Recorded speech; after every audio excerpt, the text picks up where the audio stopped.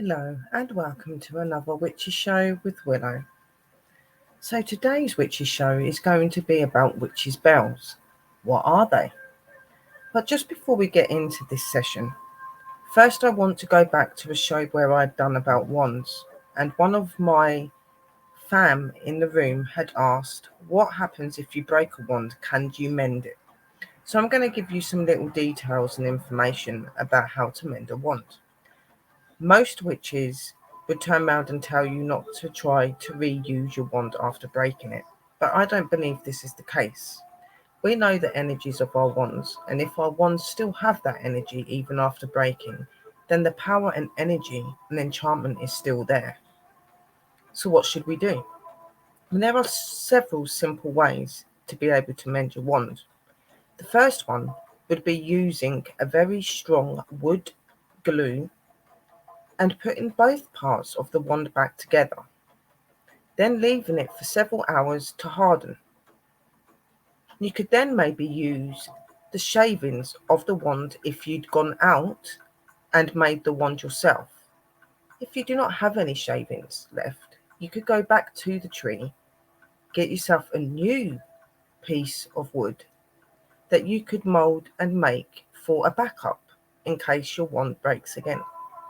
Use the thin shavings and place them around the broken area of the wand that you've glued back together with the hard wood glue, and leave for a further few hours until all is fastened and connected. You then can either leave it that way, because having a very haunted and rugged looking wand is the way that most witches love it. Or you could be somebody that's a bit OCD and you want your wand to look perfect. So you could simply just paint it or decorate it or put decorations onto it. Or you could be somebody that maybe uses epoxy resins and hardeners. So then you would know that you can get several different sorts of pigment powders in many varieties of colours, which you could get a colour that most represents your wand and use that in the resin. Using a small amount of resin, you will stick it around the area that you have fastened and where you have put the new shavings of wood. Once doing that, place it on 2 upside down egg cups or 2 upside down small cups in a dark place and leave for 12 hours, remembering to continue to go back and check. If the resin and the area that was mended still feels sticky, then continue to leave it in the dark spot to harden until when you do pick it up, it no longer sticks to you. Another form of mending your wand could be using a pencil size pieces of wood, cutting them to a size that will fit into both sides of your broken wand. Continue to keep removing the wood until you get it to a size where your wand will fasten together. Once you do that, glue around the outsides of your wand and to the ends of the pieces of wood going inside it. Connect the wand together, hold it for a few minutes, then leave it to stand for a couple of hours to harden. Then doing the same as the first scenario, as I said to you, you could either just put some wood shavings around it, or you could use epoxy resins and paints, or you could use other materials and artifacts just to hold it together. But make sure that it is firmly gripped and connected. Using epoxy resin and the hardener will allow the wand to be able to be hardened in the place of where it was broken. And it is going to be very difficult to re-break. Once your wand is mended and you feel comfortable and happy again, and the energy is most definitely still within the wand, then you can recharge it and enchant it and reuse it for your magical purposes. In some cases, sadly, wands can't be mended. If this is the case, still put it together and have it up as a remembrance for all of the hard work and how it empowered you in your rituals and workings of today. Having that wand still to be able to be seen will help you to continue to be focused in your workings, Use the energy and the goodness that it made you feel when working with it to work with your new wand. That is some small information on ways that you could mend your wand. So now moving on to the witch bells. What are they? Well, simply, witch bells are mostly known for being hung on the front and back doors of people's houses to ward away and keep away negative and unwanted energy. They are also used for such things as protection. But bells have many, many aspects in our practices in the craft. So shortly, I'm going to put up a couple of pictures that I feel will most represent some of the things that we as witches use bells for. Also remember that you can use more than just one type of bell. There are many types of bells and other instruments that have vibrational and uplifting energy, and energies of protection, enchanting, and all of the other and magical elements that witches need. So going up to the pictures, I'm going to show you the first demonstration of what they are used for.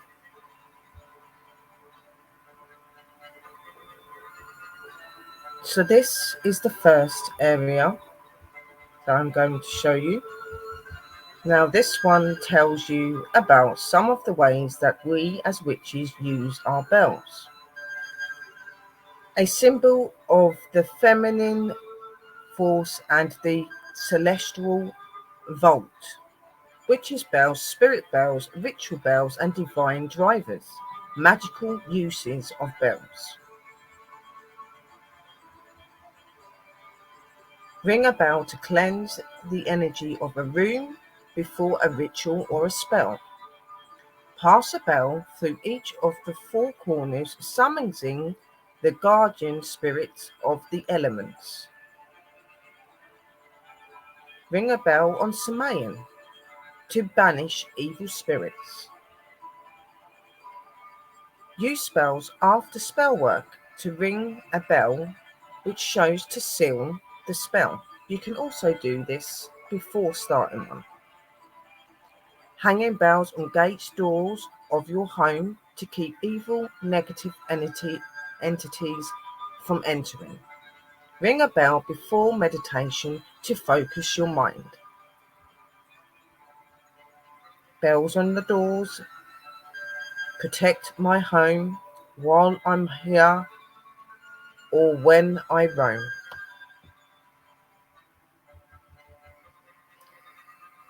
A bell vibration banishes unwanted spirits and or negative energies. They are also used to raise the spirits of the dead and to call on the fairies. Now moving to the second part.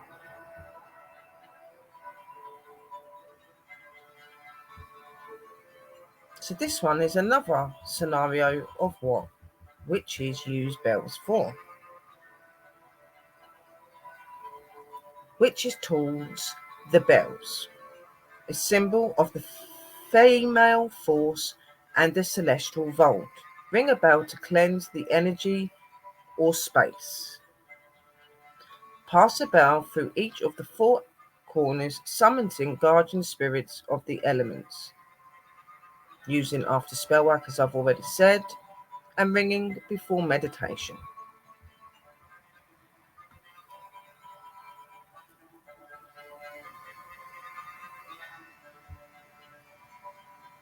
So here are some of the witch bells that you would use to put on your doors, windows, maybe in your car, anywhere where you and your family would be going out. These are most definitely used for keeping away negative energies and ghosts that don't have good intentions. These are also very good for protection and for bringing in energy of positive. So I'm going to just show you a few of these bells in different styles, different shapes and different sizes, because you can get them and they do prosper in variety. You can make all different types of styles and buy them. It's whatever is your taste.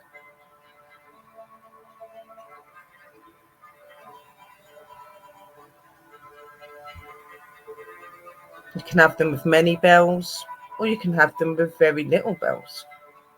It is completely your choice. So I'm just going to speak to you and tell you a little bit about some of the history about bells and what we use them for. What are witches' bells and why do we use them? If you are making your own witches' bells, which a lot of us would actually tell you to do, you can use up to 3 to 7 on a small hoop. You can use anything from 10 to 15 on a medium hoop and anything from 15 to 20 on a large hoop. The hoops normally have to be either wooden or metal. Always remember that when making your own witches' bells, always look and be in person to look at your bells, to get a feel, to get an understanding of the sounds. Because like any other tool on your altar, you need to be able to connect your bell so that you can do your work and your rituals correctly.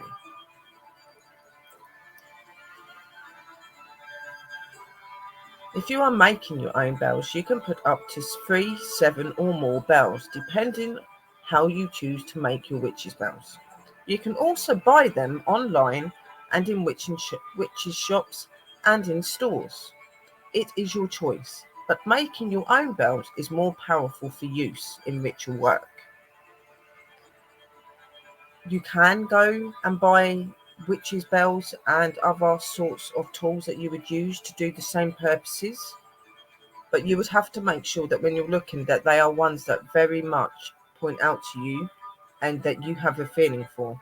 And also bear in mind that when getting it, it may not be what you're quite looking for.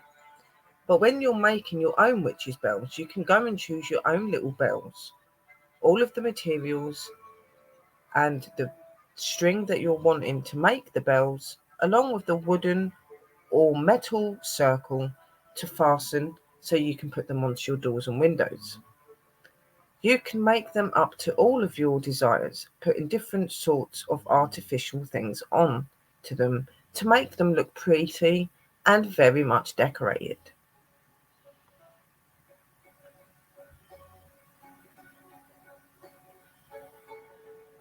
So, the things that you can use bells for in rituals and workings as a witch: banishing evil spirits and negative energies. Place bells on doors or other areas to keep bad energy away around your home. To open your spell work and to seal your spell work after it's completed. To cleanse your altars and your tools. To summon or invoke your ancestors and deities and spirits of help. They can be used as decoration around your secret space and home. They can be used in rituals for calling the elements and the energies you need assistance from for your workings or your spell work. For opening and closing your ritual circles. For celebration of spiritual witch seasons such as the Samayan. It is rumoured and said that on the Samayan, a witch will ring a bell 40 times, calling out and inviting the good energies of spirit and deceased people and loved ones.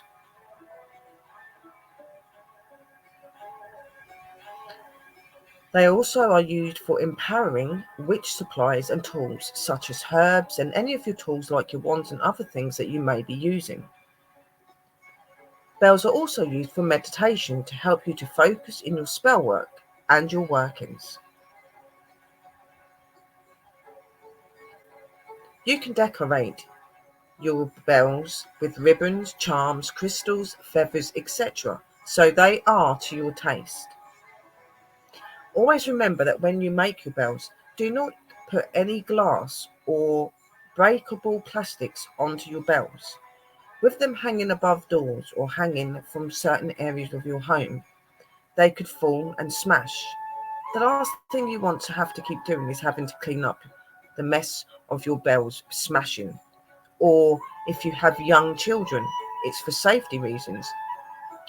If you do have young children and you have bells in your house, always make sure that you put them up to a level where children cannot reach them for safety. There are many reasons to why bells are used in our practices, but other types of bells can be used, also instruments that give sound and vibration. They can be used also for the same purposes as I mentioned above.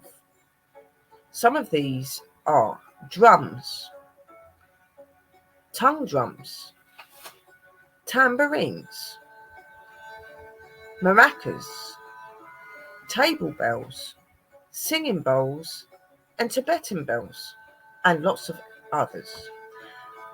These are other tools that you can use and that are used by witches for different things in our practices.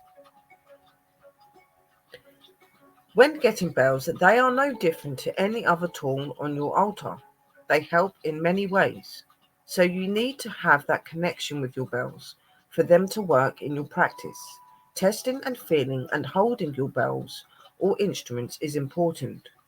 You know if they're for you, which is why many say to make your own witch's bells or go in person to choose the type of bells you are wanting to use for your practices. These are some of the aspects and things that I use in doing my rituals. I have drums. I have a large drum that I use for my main altar and for playing music. This is where I would normally use for cleansing big areas such as my secret space and my main and my other altars. My medium drum I use to cleanse my tools and to invoke and call upon energies and spirits. And my smaller drum I use for communicating and connecting to the Fae and to energies of nature. All of these drums are also used in music and are used for different forms of cleansing and protection. I use my drums to empower my workings and to cleanse my secret spaces at home. I use it for celebration of witches' seasons, so I use my drums for many inspirations. And like a bell, a drum has a very high vibrational sounding. Depending on the sizes and altitudes of the drums, it will bring different rhythm and tone, but all beneficial in workings and in practices for witches. I use the Tibetan bells for calling the elements and spirits and deities, for empowering my workings and my spells, for cleansing, for opening and closing my ritual circles, and empowering my spell supplies, such as herbs and my tools and so on.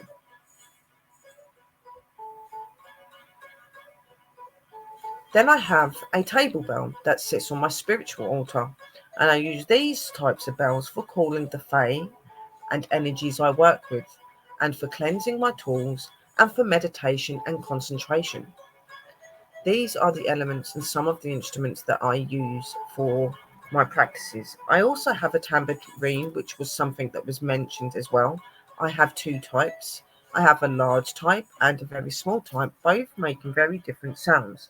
So I use all of my instruments and all of my bells for spiritual significance in my practices.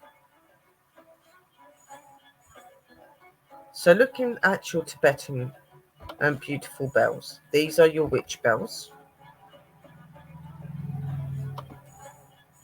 You can use different types and sizes of drums.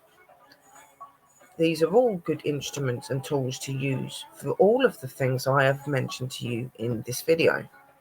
The next one that I have also and do use in some of my practices is my tongue drum. These again can have different tones and pitches and are very good for vibrational connection and connection to the spiritual realm.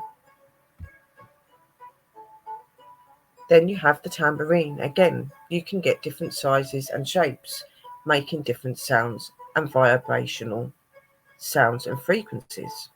These can be used for things like cleansings, for playing through music, for showing a gratitude and appreciation to your deities on special occasions. Your maracas, also just like your tambourine, they can do cleansing, they can be used through music, they can be used while chanting. Most instruments that we use, or most tools we use to empower or do workings in our practice, we will do some form of singing or chanting to bring more energy and power into our workings. The next ones are table bells. You can get these in varieties of sizes, tones, and different materials, all making different and significant vibrational sounds. A lot of these types of bells are used to invoke and to call upon energies, to protect, to cleanse, and to connect. Then another form is the singing bowl, very much like a bell but a bowl form, where you dong the side of the bowl and you use the stick and swirl it around the bowl. It makes very beautiful but very high vibrational sounds. Again, very good for connecting to spiritual realms, for cleansing, blessing, and for connecting. Also very good for meditation. Here is another style of the singing bowls. You can get them in varieties of shades, colours, designs, and sizes. And prices on all of these will vary. And last but not least are my beautiful Tibetan bells, one of my favourite things to use in my rituals. Again, these sorts of bells are used for invoking and calling upon energies. I also use these to call upon the Fae, as well as using my medium-sized drums. These are also very good for meditation, for focus, and for cleansing. All the tools and instruments that I have said to you today are capable of doing all of the above that I have mentioned in this video. They will all have different significant power and energy. So using different types, you can get used to the energies and what they are most definitely good for using in. Everybody and every practitioner is different, and most definitely every witch is not the same.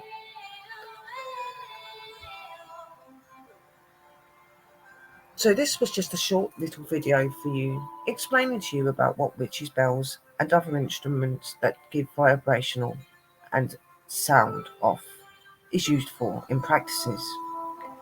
As you can see, like any other sort of instrument or tool that is on our altar, bells are significantly important in our workings and are used for many aspects.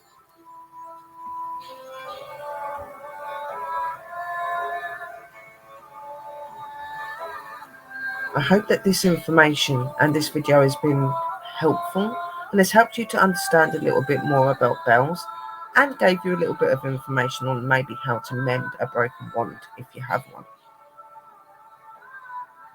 So please make sure that you tune in with me again in a couple of days where I will have another witchy video from Willow. But until then, I send you lots of love, light and blessings. And till later, I bid you farewell and a merry parting. And I will talk to you all very, very soon. Blessed be, and thank you for watching. Merry parting to you all.